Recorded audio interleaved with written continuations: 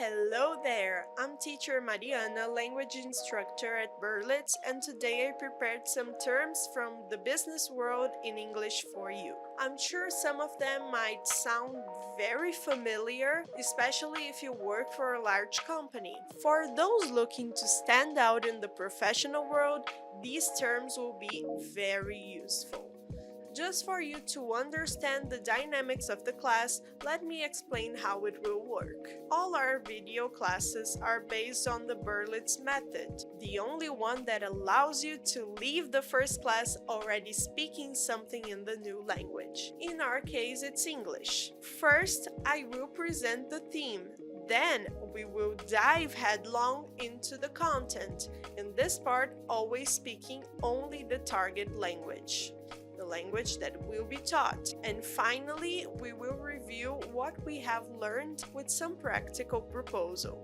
Is that okay? Before going to the content, don't forget to subscribe to the channel, leave your like, and share this video with that friend of yours who is on the journey towards fluency in English just like you. Let's start speaking English.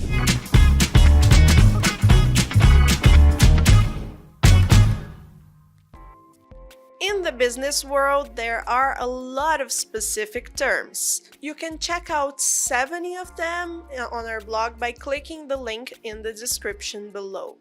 But for now, let's focus on some of the expressions that are frequently used in companies, such as schedule. When you have to deliver a product, a service, a report, or any other material to a person or a company, you probably have a deadline to follow. To deliver the stuff on time, most people create a schedule with every task they need to complete each day. If an employee fails to keep up with that, that means they are behind schedule. When you are behind schedule, does your boss ask you to give them updates on your work as soon as you finish one of the steps? If you do that, you are keeping them posted.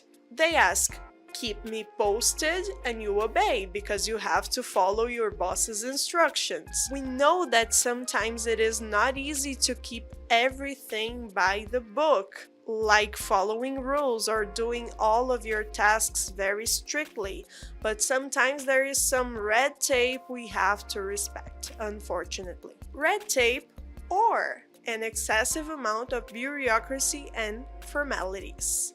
If you are a very committed and enthusiastic employee that excels on everything but sometimes does more than it is expected, you might as well have an over-delivery problem. Even though the companies usually expect a lot and raise the bar very high, everyone needs to be careful not to over-deliver results. In the sales area, one of the main functions is to attract prospects that are potential customers, potential buyers, and turn them into customers of the company. The noun they use to refer to that process is a follow-up.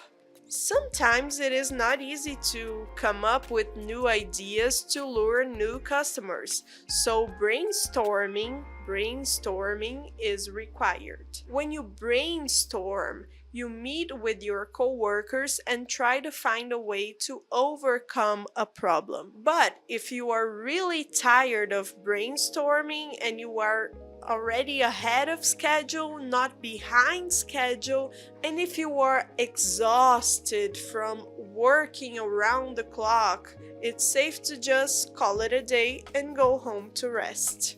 So, did you like the vocabulary we presented? Don't forget to leave a like, subscribe to the Berliz channel, turn on notifications, and if you want to learn 70 more business terms in English, the blog link is in the description below. Thank you so much and see you soon. Bye!